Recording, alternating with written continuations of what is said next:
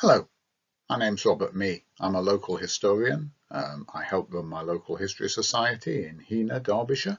I've done a couple of books. I'm firmly on the speaker circuit, doing 50 or 60 talks a year on all sorts of local history topics. Like many history societies, we're always trying to encourage new people to get involved, but do we get our targeting right? Or are we guilty of only talking to those who we know will be interested, rather than trying to extend the appeal of our local history? Now, local history is not my only hobby. I spend an awful lot of time geocaching. This talk is going to look at the links between geocaching and local history. Now, I appreciate that a good number of people have no idea what geocaching is. It is a bit of a niche pursuit, though there were some 1.8 million players of the game around the world last year, 125,000 of whom were British, as geocachers are basically everywhere. Explaining geocaching is also not the simplest thing to do. Many say it's a bit like a treasure hunt, except, well, there's no treasure. Others obliquely describe it as a game where you use multi-billion-pound satellite technology to look for Tupperware hidden in the woods, which isn't far off, and that's where this talk gets its title.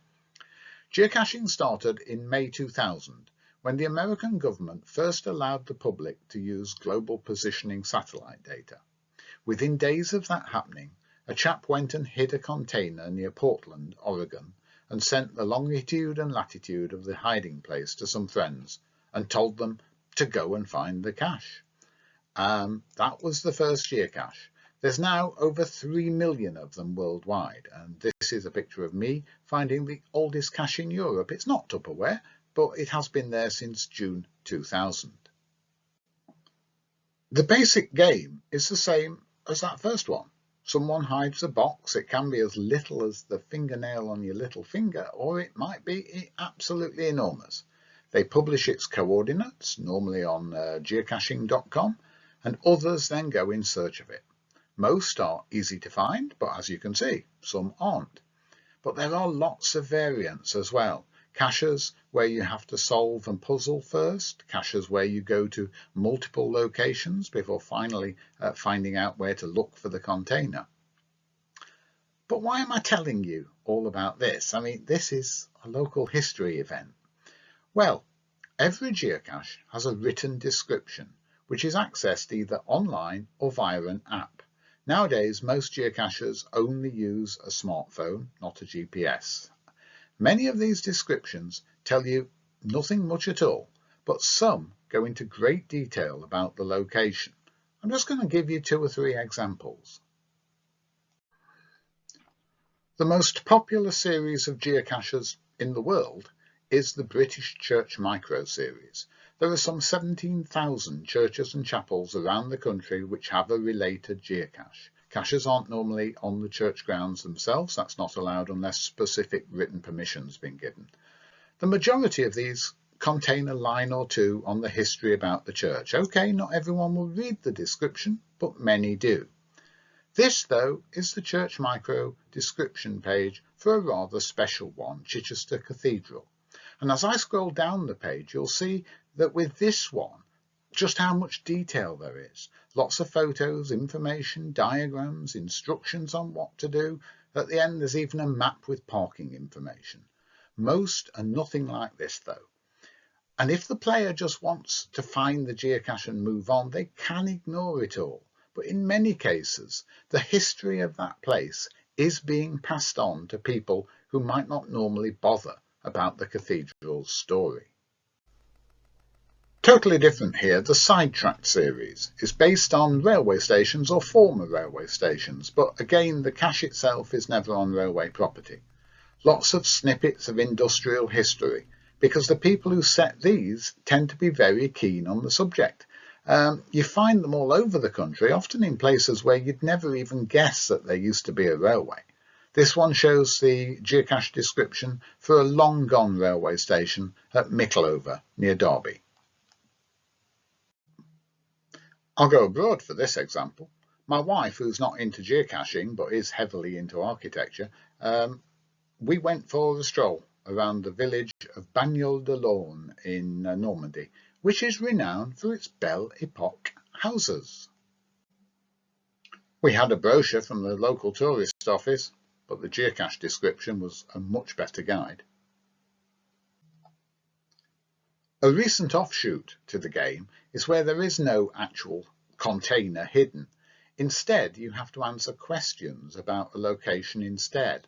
Loads of these have a history theme, taking you on guided walks around towns or villages, making you look really carefully so that you can find the answers that you need about that place.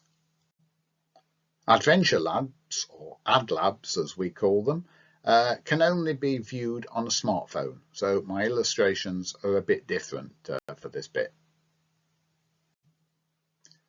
As you can see, this Adventure Lab is at Tamworth in Staffordshire. So if I select the game and scroll down, I get a bit more basic information. But then when I actually start the game, I'm shown that there are 5 different stages. If I start it, we can see that there's a memorial relating to the Enigma Code, a statue of Robert Peel, some pre-conquest history, the history of the Reliant Robbing Company, and even the Tamworth Pigs. If I go back to the Reliant Robins and select that one, I get even more information. And if I were actually there, I would then be able to answer a question about it too. It certainly beats sitting at home watching telly all day. So where am I going with all this? Perhaps nowhere, but it may be worth us knowing that there are people who are reading up on local history who you and I wouldn't normally categorise as local historians. Is it something that local groups could actually cultivate? It does happen, but not on a large scale. So back to France. I am a bit of a francophile. If you look at this cache under the title at the Al at Troyes in the Champagne region, you'll see the name of the owner of the cache. It is troislachampagne.com, which happens to be the local tourist office. You do come across quite a few caches like this in Europe, not so many in the UK though.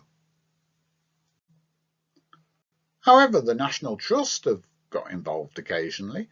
I mean, here there's about 150 caches, all on National Trust land at Clumber Park in Nottinghamshire, all placed by the National Trust or with their approval.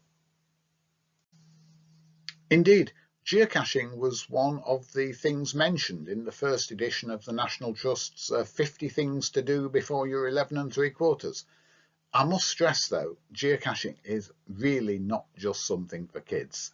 It's a game that involves all age groups, all social strata. You've already seen me climbing out of a hole. You can get much more extreme caches than that, I can assure you. Interestingly, I've only managed to find one short series of 11 caches that says that it was specifically set up by a British local history society, and this is at Wembury in Devon, looking at the history of smugglers.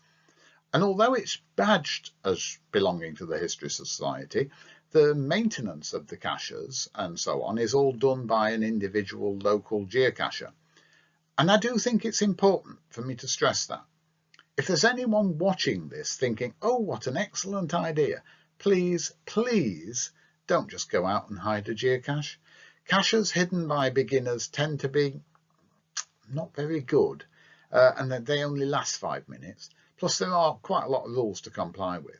But if anyone does see any merit in trying to plan a local history circuit or to use geocaching to highlight a particular local feature, there are experienced geocachers everywhere. There will be one near you who might just be happy to help. I mean, the Society of Genealogists found me to do this talk just by going onto a geocaching Facebook group.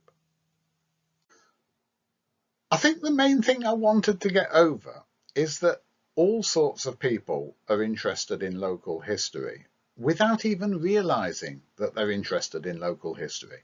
Too often we target the obvious people but perhaps we should be looking at developing those who might only have a passing interest in history. Whatever our hobbies, local history impacts on every one of us one way or another, and there are so many different ways that can be used to promote our past. This series of talks is called All About That Place. Well, whatever place is your place, I can pretty much guarantee that there will already be geocachers there.